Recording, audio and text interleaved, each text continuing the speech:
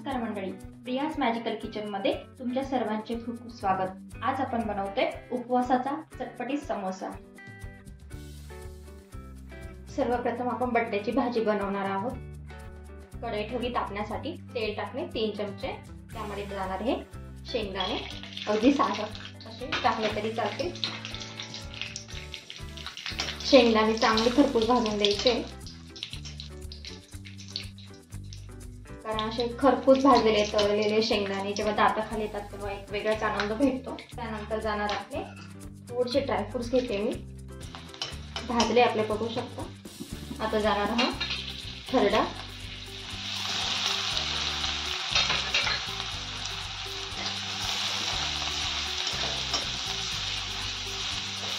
त्याच्यामध्ये मी 6 ते 7 मिरच्या घेतल्या आणि पाववाटी शेंगदाणे घेतले आणि चवीनुसार मीठ टाकलेलं आहे।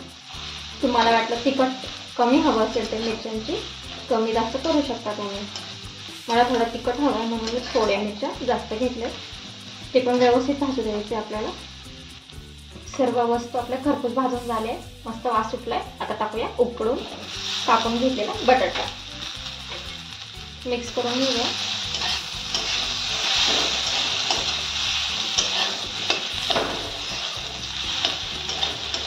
खूप बारीक पण नाही करायचं, थोडे थोडे राहू द्यायचे, कारण समोसामध्ये थोडे थोडे दाता खायला खूप छान वाटतं। अगदी बारीक पेस्ट नाही करायची बटाट्यासारखी।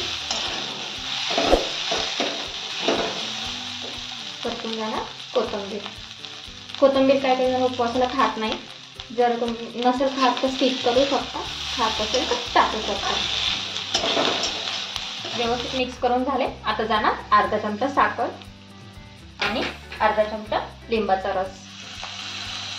खूप छान चव येते समोसाला म्हणून टाकलं। हे पण व्यवस्थित मिक्स करून घेऊया।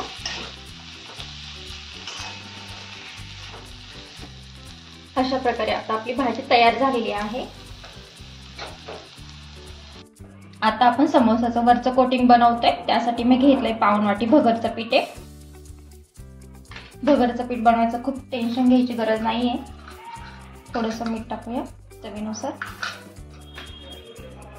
थोडीशी भगर घ्यायची, भाजून घ्यायची, फुलली की मिक्सरला ग्राइंड करायची, पीठ तयार होऊन जातं। त्यानंतर टाकायचे थोडं थोडं कोमट पाणी घेतलंय मी, थोडं थोडं टाकायचे कारण लगेच पाणी सुटतं, म्हणूनच पहिल्यांदा मी भाजी बनवून घेतली आहे आणि आता वरचं समोसाचं कोटिंग बनवणार आहे। मराठीत पापुद्रा बनवते वरचं। खूप पाणी नाही टाकायचं, लगेच पाणी सुटतंय।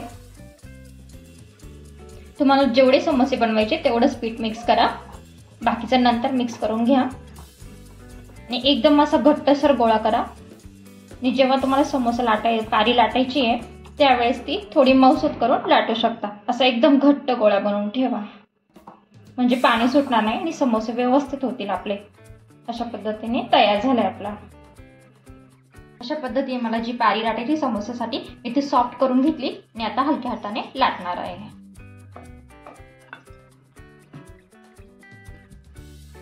अशा पद्धतीने सर्व बाजूंनी लाटून झालेली आहे आपली पारी। आता आपल्याला त्याच्यावरती बॅटर भरायचे। पोळपाटावरती असं कोरडं पीठ टाकून घ्यायचंय, म्हणजे चिकटणार नाही। वरतून पारी ठेवायची आणि आपली अशी पारी मधोमध कापून घ्यायची। एक समोसाचे एका पारीचे 2 समोसे होतील आपले। अशा पद्धतीने 2 भागामध्ये डिवाइड केले। आता मी मध्ये स्टफिंग करते भाजीचा।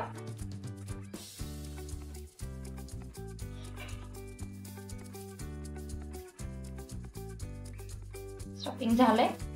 आता आपल्याला हे थोडंसं पाणी लावून घेऊ कडांना चिपकण्यासाठी। आणि इकडचा भाग इकडे,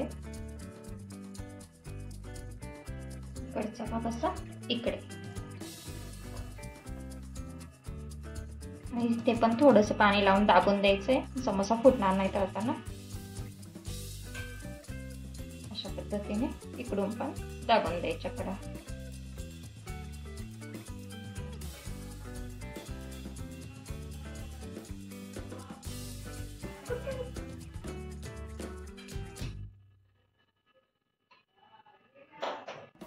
अशा पद्धतीने आपला समोसा तयार झालेला आहे।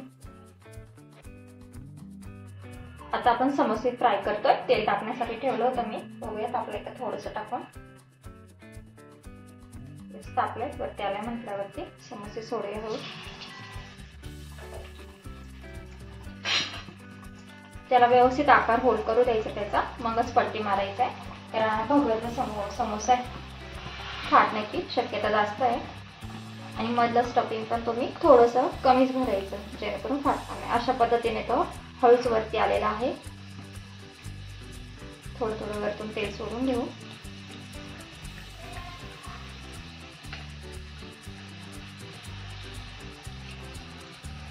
आणि आता त्याला पलटी मारून देऊ. अशा पद्धतीने, अशाच पद्धतीने सर्व समोसे तळून घ्यायचे आता आपल्याला. अशा प्रकारे आपला समोसा व्यवस्थित तळला गेलाय, बघू शकता. ते भगरचं पीठ आहे, सफेदच असतं, त्याच्यामुळे तो काही खूप लालसर होणार नाहीये. पण कोटिंग व्यवस्थित असं कडक कडक झालेलं आहे. आवाज येत असेल म्हणजे आपला समोसा तळलेला आहे.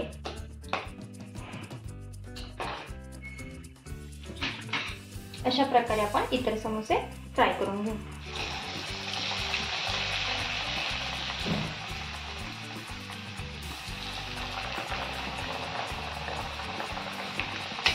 अशा प्रकारे आपण सर्व समोसे तळून घेतले. आता आपण त्याच्यासाठी लागणारी मिरची फ्राय करूया.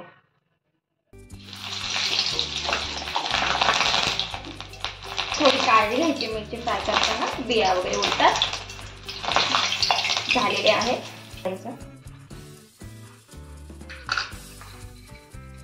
मिरची तयार. आता आपण ते प्लेटमध्ये सर्व करूया. बघू शकता किती क्रिस्पी झाले, आवाज पण येतोय.